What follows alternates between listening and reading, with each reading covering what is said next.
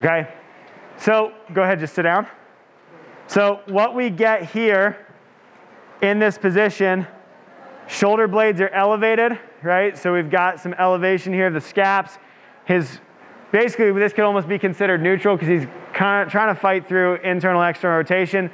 When we look at our pulling movements in the posterior side of the shoulder, then we start to get into basically plane specific, okay? And then go all the way back up. So we basically worked a very limited range. So now if we're gonna try to create more extension, and so we're gonna get, this is why it's called a lat pull down, is that the lat itself then makes it into a movement where, you know, this is gonna bring a lot of shoulder extension.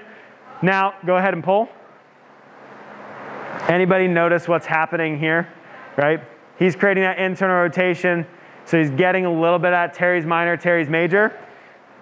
Now, if I feel this, I can feel his lats are pretty loose in this position, okay? So now here's what I want you to do, go up.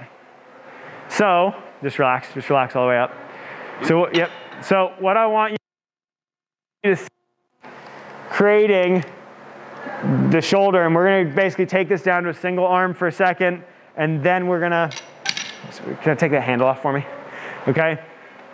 Showing you the motion here, because basically what we just saw Jim do is just go a couple things. So if we wanted him to just work on teres minor, teres major, then we would leave him in that position where he comes down and his elbows go back.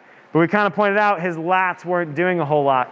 So what we're gonna do is Jim's gonna go ahead and, that's gonna be a little short, but it'll be okay, right?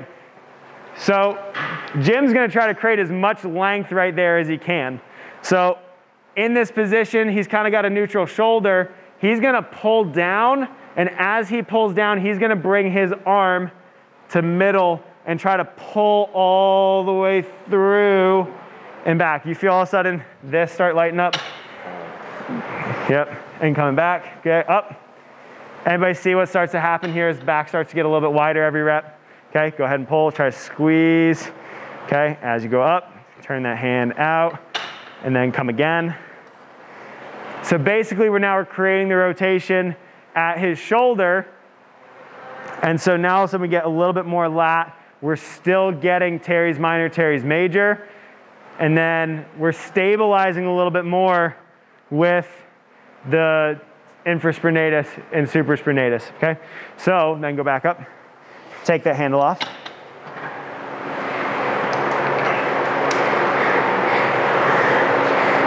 Okay, so now when he goes back to then having a regular bar, what he's gonna try to do is then create that same feeling, okay? So he's gonna reach up, try to reach, and he's gonna pull his shoulder blades back and down, so he's gonna go ahead and basically consider depression. Okay, so down, and then pull, and then see if we can point your elbow, yeah, right there. So you feel all of a sudden everything gets real tight, going back up. So now he's basically going through that same motion, trying to extend his shoulders.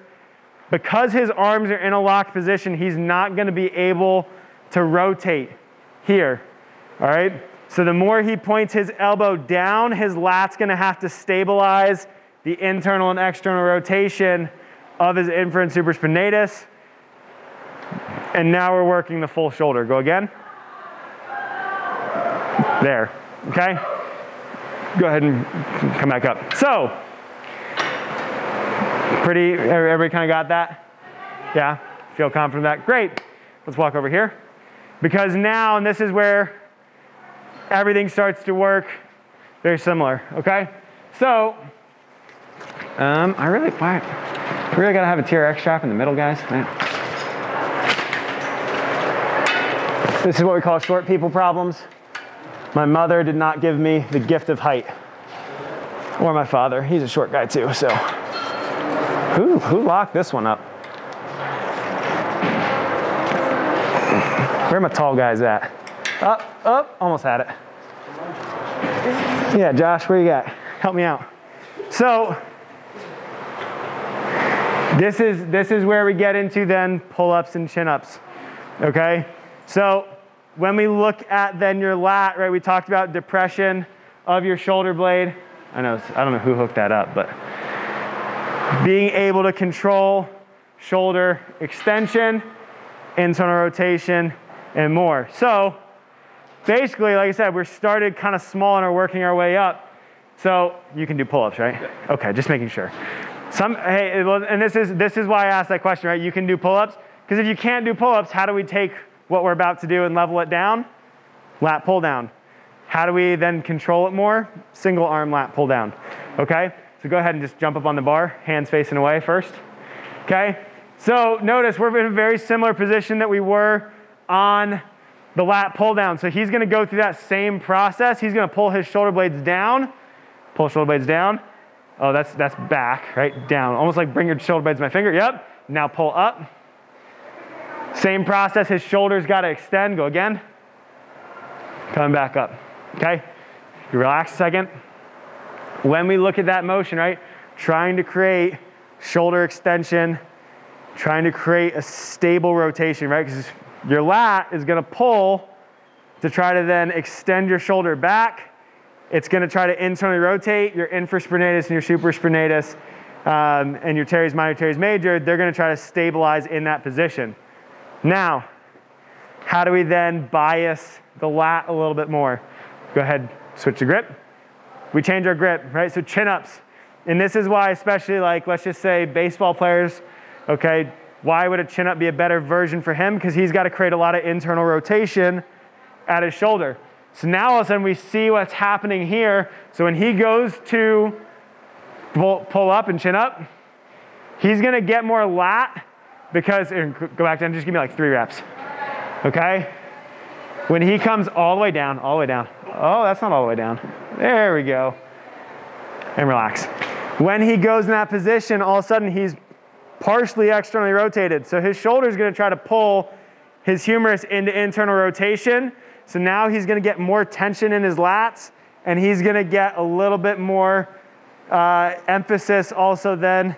His rotator cuff is going to try to then keep everything locked in, right? Especially that supraspinatus or infraspinatus. I get the two mixed up. The one that runs underneath your shoulder, that's your supraspinatus. Infraspinatus is the big one that's on the outside.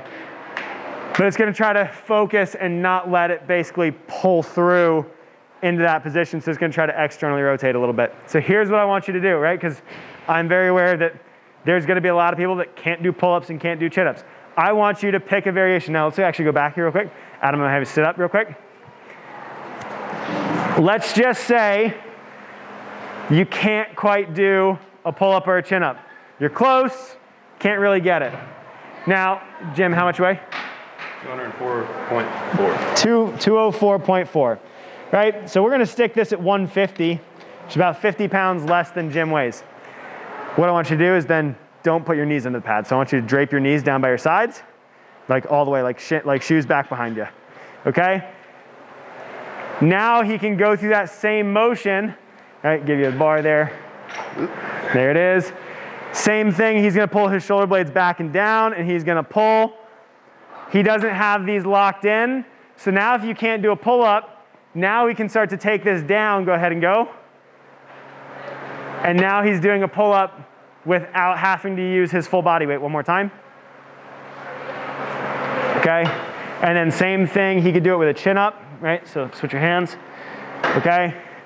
Same thing, he could do a mock chin-up just right there. Do one more. Now this, you can relax. So the reason I show you this, right, it's the reason why we build up. One of the things, especially when we look at movements like this, everybody likes to get married to a certain exercise. They're like, the pull-up is the best thing since sliced bread. But then it's like, well, if you can't do chin-ups or pull-ups, well, you're kind of screwed, right? Well, then people start to say, well, I want to add bands. Anybody done a banded pull-up or banded chin-up? How many of you use the exact same band every single time you do it? Right? A lot of people will end up using the exact same assistance. So what we do by understanding that what is actually happening at your shoulder is we can create variations that allow you to then do the same work, but do it in a way that you're capable of.